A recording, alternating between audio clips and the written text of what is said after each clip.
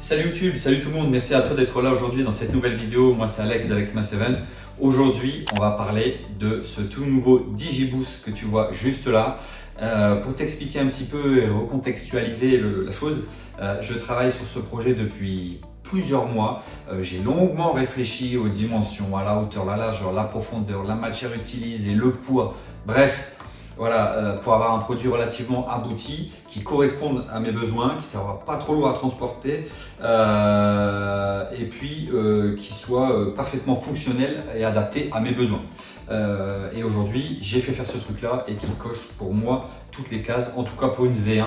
Et je l'ai utilisé en Presta pour la première fois il y a quelques jours. Et du coup, je peux dire que c'était relativement parfait, mais on y reviendra tout à l'heure.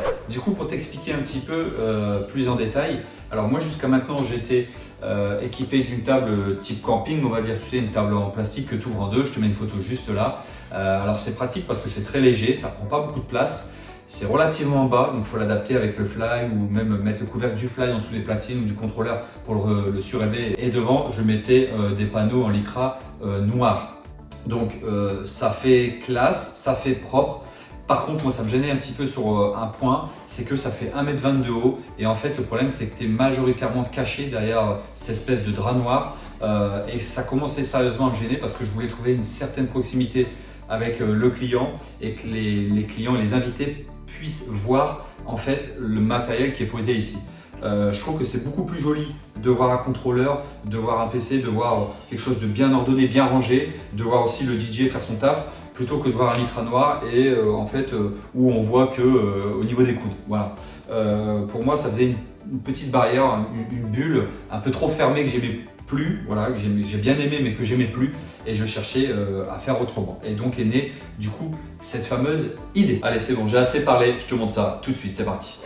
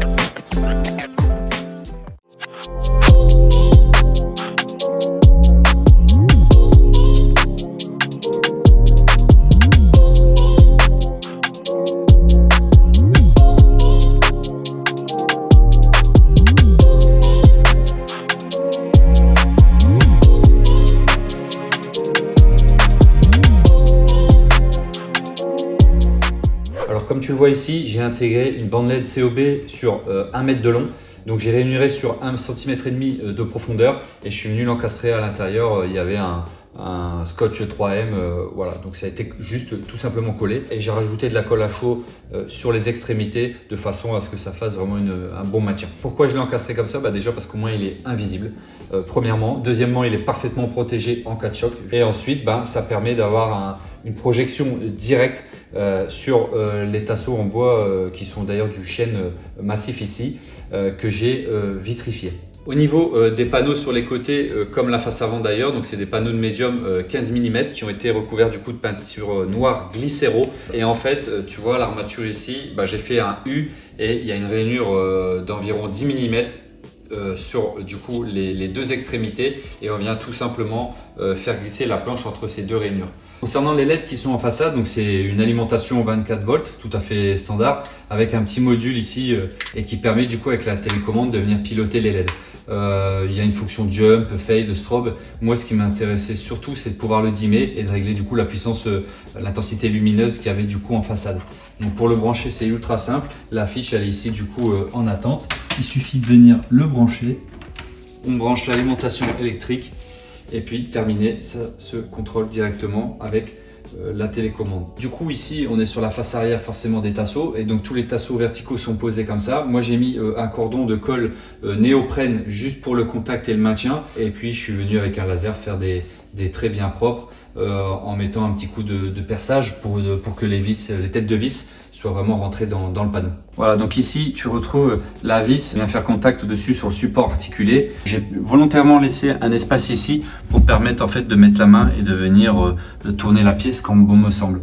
Du coup le plateau il repose complètement sur les deux pièces qui sont ici et ici. En dessous du plateau il y a aussi du coup deux renforts qui sont ici et ici et qui permettent du coup d'avoir vraiment une rigidité sur l'ensemble du coup du support. Tu vois ici on a largement la place pour passer la main. Moi je fais absolument tout le câblage et je mets la petite planchette ici à la fin. J'ai rainuré de part et d'autre directement sur les renforts et puis j'ai posé des petits, en fait c'est des caches en caoutchouc et je suis venu le mettre ici juste au-dessus parce que ça se met en place facilement et que ça se retire aussi facilement et rapidement. Tu vois, je te montre. Voilà, clac, et puis terminé, ça tient parfaitement. Donc pour te donner des petites indications sur la disposition et comment moi je travaille, moi je mets ici mon récepteur pour les micros HF. Donc côté gauche, je mets les deux micros. Côté droit, je mets la commande pour piloter la machine à brouillard. Mon casque aussi à droite. Et d'ailleurs, je suis en train de réfléchir parce que Gravity vend des supports pour casque et porte-gobelet. Ça aussi, c'est stylé. Et je voudrais les intégrer ici directement. Donc, je vais peut-être devoir faire une rainure. Je suis en train de réfléchir à comment faire. Porte-gobelet, c'est quand même indispensable en soirée quand même. Pour te donner une idée, côté gauche du coup et côté droit, il reste 28 cm. Ça te laisse largement de la place pour poser ce que tu as besoin de poser. Et même ici encore si besoin. Je pense à mes émetteurs, mon émetteur de chez Electroconcept pour le pilotage des lumières. On pourrait très bien éventuellement le mettre ici. En tout cas, ça laisse des possibilités. Il y a encore un peu d'espace. Encore une fois, ces supports sont articulés. Donc, du coup, on le manipule comme on veut. Bon, voilà, cette vidéo touche à sa fin. J'espère en tout cas que ça t'a plu. Le positif, du coup, que je retiens dans ce DigiBoost, déjà, c'est l'apparence. Clairement, ça fait premium, ça fait pro. C'est joli visuellement. D'ailleurs, sur la première presta que j'ai fait il y a quelques jours, j'ai 4 personnes qui sont venues me voir en me disant « Waouh, ça déchire », dont le client d'ailleurs. Alors qu'avant, avec mon ancien setup, jamais on est venu me dire que ma devanture, elle était belle. C'est jamais arrivé. Du coup, voilà, je suis vraiment content de ça. J'ai pas grand chose d'autre à lui reprocher. Je le ferai peut-être évoluer comme je l'ai dit, notamment par rapport au support de casque et au porte-gobelet aussi. C'est maniable, c'est transportable une fois que tous les éléments sont séparés. C'est pas très lourd, une personne ça suffit pour le manipuler. Ça se monte comme tu l'as vu en 2-3 minutes.